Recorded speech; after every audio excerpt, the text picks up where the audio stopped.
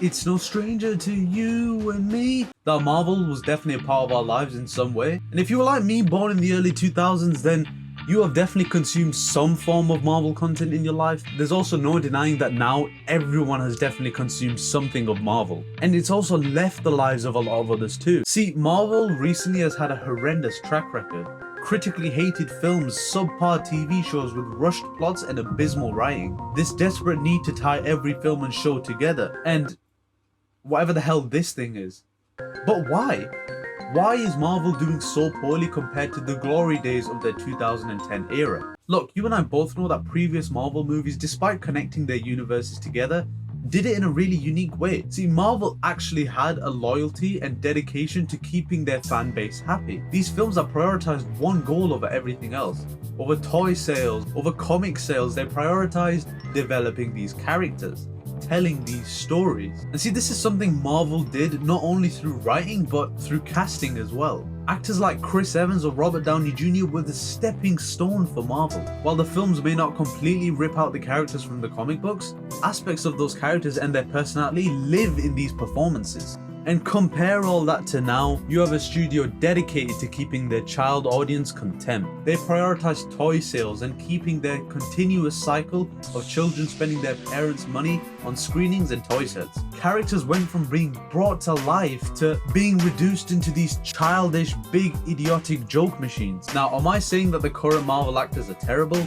Of course not. Anthony Mackie, Oscar Isaac, Chris Hemsworth, just to name a few, are absolutely spectacular. These actors are proven to be exceptional in any role they play. But when it comes to Marvel, that all changes. Chris Hemsworth is an amazing example of that. The downfall of Thor Odinson from this genuine, dangerous, serious, and amazing character to this dumb guy.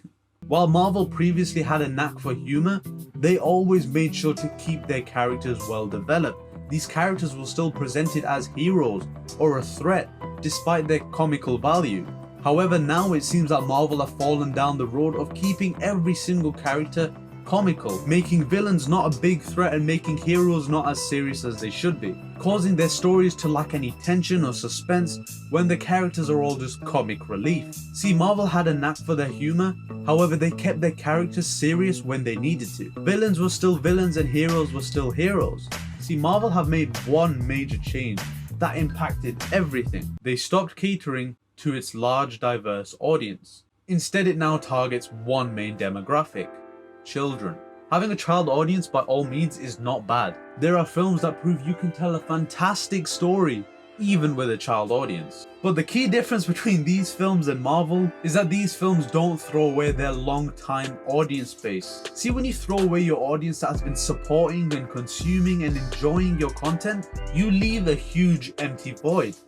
You might think this void can be filled by bringing in more children to watch this content. However, Marvel will soon come to realize that by continuing this cycle and constantly targeting their films to children, when these children grow up, they move on. See, when children grow up, they move on. And you might think by expanding this child audience, you're bringing more people in to fill the void. But in reality, all you're doing is filling the gaps left by the children that grew up, never completely filling that empty void that your long-time audience base left.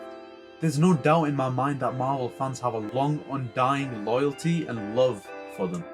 However, even now, if you browse X, the social media platform, or you go online and look at a discussion talking about current MCU, you will notice how many Marvel fans talk about how they've fallen out of love with the MCU. And Marvel themselves know this, so they do what they can to revive this audience. Tactics like bringing back beloved characters from the past, referencing their past films, like teasing their audiences with images and theories to keep them discussing and debating. But in all seriousness, if Marvel continue down this road, then these type of films are all that we're gonna get. It seems Spider-Man is the only thing right now that's doing significantly well, but that's because Spider-Man's such a beloved character. Being comical is Spider-Man's whole trait, which is why Marvel's type of humor works for Spider-Man, but doesn't work for Thor Odinson, the Hulk, Daredevil. Also, a lot of people have recently stated that Marvel might be returning to glory days with Loki season 2. I wouldn't know.